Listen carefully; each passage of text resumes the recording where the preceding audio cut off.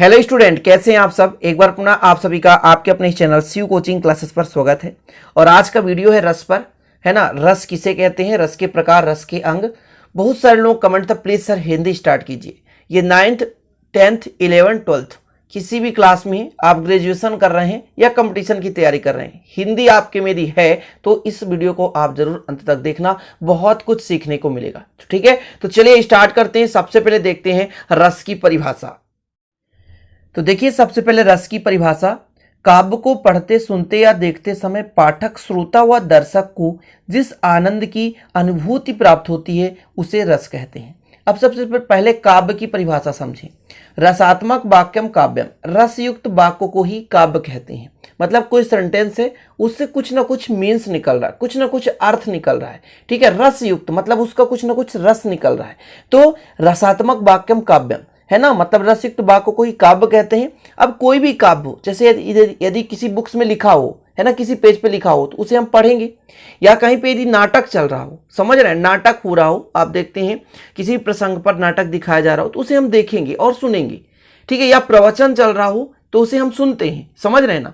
अब पढ़ने वाले को कहा जाता है पाठक, सुनने वाले को कहा जाता है श्रोता, और देखने वाले को कहा जाता है दर्शक।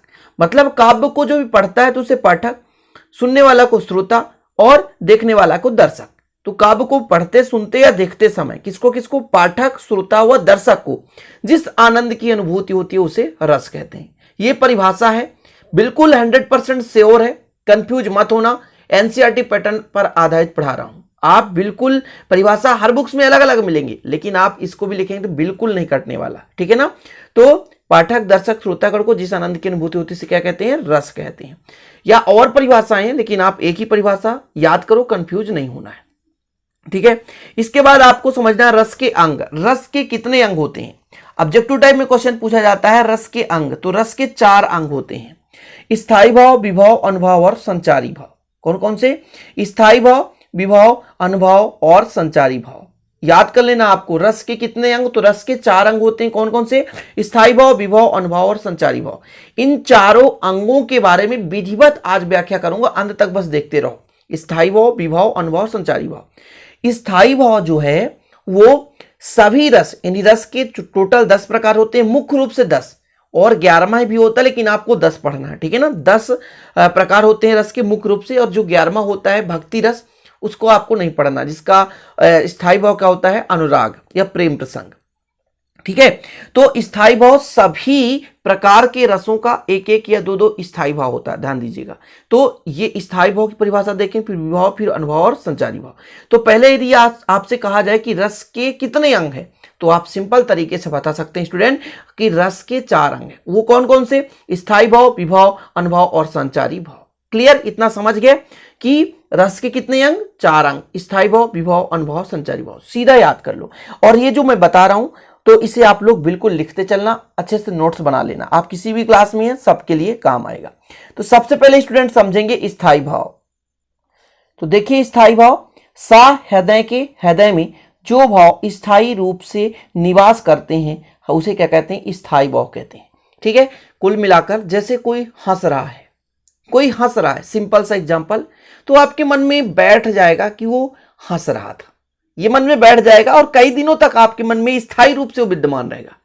या कि कोई मान लीजिए गुस्सा कर रहा है, तो आपके मन में बैठ जाएगा कि वो गुस्सा किया था, क्यों किया था ये नहीं पता, वो व्यक्ति कौन था ये भी नहीं पता, लेकिन ये पता हो जाता कि एक व्यक्ति वहां पे था, वो गुस्सा कर रहा था, क्रोधित था, हंस रहा था, शांत था। किसी व्यक्ति का नाम भूल जाए, लेकिन जो स्वभाव है कुछ दिनों तक याद रहता है। क्यों, क्योंकि ये एक प्रकार का स्थायी भाव ही है, जो कि स्थायी रूप से आपके मन में ये निवास करता है। समझ रहे हैं। तो सा हृदय के हृदय में, मतलब आपके हृदय में जो भाव स्थायी रूप से निवास करते हैं उसे क्या कहते हैं, स्थायी भाव। क्लियर ना, समझ गए कि कोई तथ्य आप देख रहे हैं, पढ़ रहे हैं या सुन रहे हैं, उस तत्व को पढ़ते सुनते या देखते समय आपके मन में कुछ फैक्ट या कुछ उसमें से मतलब ज्ञान ऐसा स्थायी रूप से आपके हृदय में बस गया, जो कि कुछ दिनों तक निरंतर बना रहता है, तो उस भाव को कहते हैं स्थायी भाव। तो कोई भी घटना है, कोई भी काव्य, कोई भी रचना, कोई नाटक, एकांकी, कुछ भी हो, तो उसमें एक ऐसा भाव होगा जो स्थायी भाव हमारे हृदय के रूप में, मतलब सहृदय के हृदय मतलब मन में बैठ जाता है, निवास कर लेता है, उसे हम कहते हैं स्थायी भाव। क्लियर। दूसरा संचारी भाव। स्थायी भाव को पुष्टि करने के लिए जो भाव उत्पन्न होकर पुनः लुप्त हो जाते हैं। कहने का मतलब स्थायी भाव को पुष्टि मतलब व्यवस्थित करने के लिए, समझाने के लिए एक और भाव उत्पन्न होता है अल्प के लिए। अल्प जैसे मान लीजिए कोई रो रहा है, कोई रो रहा है, तो रोना तो मान लीजिए स्थायी भाव, हाँ भैया रो रहा है, लेकिन हमारे मन में थोड़ा शंका हो जाता है कि क्यों रो रहा है, क्या किसी ने मारा, या क्या किसी ने उसको मतलब टॉर्चर किया, या किसी ने उसको धक्का दे, कुछ भी, या किसी ने लूटपाट की। तो ये जो शंका मन में आ जाता है, ये शंका ये अल्प समय के लिए आता है और पुनः समाप्त हो जाता है, लेकिन ये शंका स्थायी भाव को ही पुष्टि करता है। यानी किसी ने क्या मारा, वो रो रहा है तो किसी ने क्या मारा, अच्छा किसी ने क्या मारा, ये हमारे मन में शंका है, और यही शंका संचारी भाव, संचारी मतलब अल्प समय के लिए संचरण होता है। किसके लिए? स्थायी भाव के लिए। समझने की कोशिश करें जो मैं समझा रहा हूं। संचारी भाव संचरण होना मतलब स्थायी भाव को पुष्ट करने के लिए अल्प समय के लिए वो संचरित होता है और लुप्त हो जाता है, उसे कहते हैं संचारी भाव। संचारी भाव की संख्या 33 मानी गई है। ठीक है, जैसे निवेद, शंका, ग्लानि, शंका, ग्लानि, हर्ष, आवेग आदि। ग्लानि मतलब घृणा, किसी से नफरत हो जाए, है ना, कोई भी चीज मतलब हर्ष विस्मय हो जाए, कोई रो रहा है तो विस्मय हो गया हमारे मन में, हंस रहा तब पर भी मन में विस्मय हो गया, क्यों हंस रहा है। आपको ही देखकर कोई हंस दिया तो मान लीजिए हमारे मन में बैठ है कि क्यों हंस रहा था, लेकिन इस पे शंका हो रहा है ना, विस्मय हो रहा है कि भाई क्यों हंस रहा है, तो ये जो विस्मय शब्द आ जाता है वो संचारी भाव कहलाता है। तो स्थायी भाव और संचारी भाव आपने समझ लिया। अब समझना स्टूडेंट विभाव। क्या समझना? विभाव देखिए, स्थायी भाव को जागृत करने वाले कारक विभाव कहलाते हैं। मतलब जो स्थायी भाव जिसके कारण जागृत हो रहा, जैसे मैं रो रहा हूं तो मेरे कारण आपके मन में भावना जागृत होगा। समझ रहे ना, मेरे कारण आपके मन में भावना जागृत होगा। तो जो जागृत करने वाले कारक हैं वो क्या कहलाते हैं? विभाव कहलाते हैं। इनके दो प्रकार होते हैं, आलंबन और उद्दीपन। विभाव के दो प्रकार होते हैं, आलंबन और उद्दीपन। इनको भी चलिए समझ लेते हैं। तो देखिए पहले आलंबन देख लें, यहां पर उद्दीपन। आलंबन क्या है? जिसके प्रति स्थायी भाव उत्पन्न हो वह आलंबन कहलाता है। जैसे मैंने एक सिंपल सा एग्जांपल बताया कि एक व्यक्ति रो रहा है, अब उस व्यक्ति के कारण या उस व्यक्ति के लिए हमारे मन में स्थायी भाव उत्पन्न हो रहा है, तो वो व्यक्ति क्या है? आलंबन है। समझ रहे हैं ना। लेकिन स्थायी भावों को बहाने या उद्दीप्त करने, बढ़ाने, यहां पे सॉरी, बढ़ाने या उद्दीप्त करने वाले भाव उद्दीपन कहलाते हैं। मतलब जैसे एक व्यक्ति रो रहा है या हंस रहा है, हंस रहा है ना, तो वो जो हंस रहा है वो आलंबन कहलाया, वो कारक कहलाया जिसके कारण से स्थायी भाव उत्पन्न हो रहा है।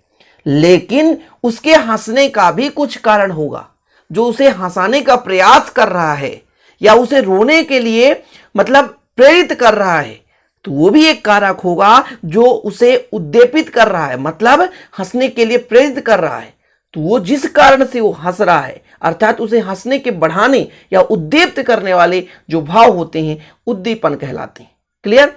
तो विभाव के दो प्रकार कौन कौन से? आलंबन और उद्दीपन, है ना। तो स्थायी भाव उत्पन्न हो जिसके प्रति वो आलंबन, और उसको स्थायी भाव को बढ़ाने का जो काम करे, उद्दीप्त करने का काम करे, उसे कहते हैं उद्दीपन। अब आलंबन भी दो प्रकार के होते हैं, एक आश्रय और दूसरा विषय। जिस व्यक्ति के मन में भाव जागृत हो उसे आश्रय कहते हैं। समझ रहे ना। जैसे आप देख रहे हैं, जिस वस्तु या व्यक्ति के प्रति भाव उत्पन्न हो उसे विषय कहते हैं। जैसे आपने देखा कोई रो रहा है, तो वो जो रोने वाला व्यक्ति है वो विषय कहलाया, लेकिन आप देख रहे हैं, आपके मन में भावनाएं जागृत हो रही है, वो आश्रय कहलाया। क्योंकि भाई आलंबन क्या है? कारक है एक प्रकार का, जिसके कारण हमें मन में स्थायी भाव संचरित हो रहा है। ठीक है ना। तो आलंबन भी दो प्रकार का, आश्रय और विषय। आश्रय मतलब आप देख रहे हैं, आपके मन में भावनाएं उत्पन्न होती तो आप आश्रय कहलाएंगे। विषय जिसके कारण या जिस व्यक्ति के प्रति आपके मन में स्थायी भाव जागृत होता है उसे कहते हैं क्या? विषय कहते हैं। क्लियर। अब चौथा आपका अंग है अनुभाव। अनुभव किसे कहते हैं? आश्रय की बाह्य शारीरिक चेष्टाएं अनुभव कहलाती है। मतलब अनुभव करते हैं हम। जैसे कोई व्यक्ति है, ठीक है, उसकी बाहर की चीजें, जैसे वो झुक कर रो रहा है तो झुकना एक प्रकार से अनुभव है। पलक उसका, मान लीजिए आंख से आंसू निकल रहे हैं तो हम उसका अनुभव कर रहे हैं। चेहरे में मुस्कान नहीं है तो मतलब हम अनुभव कर रहे हैं। तो कुछ ऐसा होता है जो बाह्य शारीरिक चेष्टाओं के कारण हम उसे अनुभव करते हैं तो अनुभव कहलाता है। क्लियर? एक एग्जाम्पल देखिए जो कि आप यहां पर विधिवत समझ पाएंगे।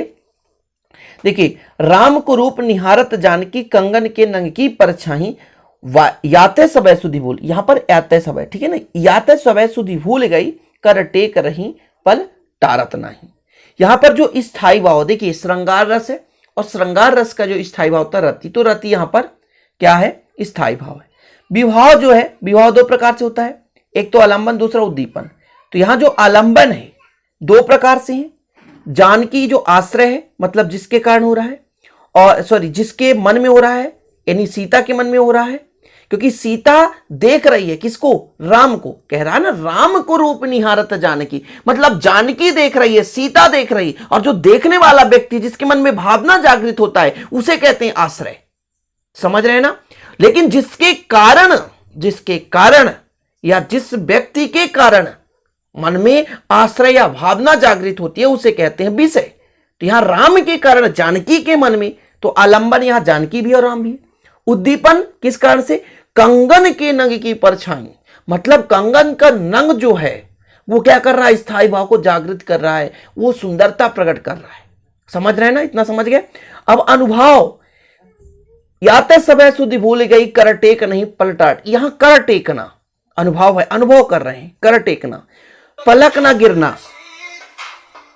तो सॉरी स्टूडेंट, थोड़ा सा मोबाइल साइलेंट नहीं था, इस कारण से डिस्टर्ब होगा। चलिए आगे देखते हैं। अनुभव बता रहे थे, अनुभव कर टेकना या पलक ना गिरना, अनुभव, इसे हम अनुभव करेंगे अपने मन से, ठीक है ना। कोई कर टेक रहा, कर मतलब होता है हाथ, समझ रहे ना।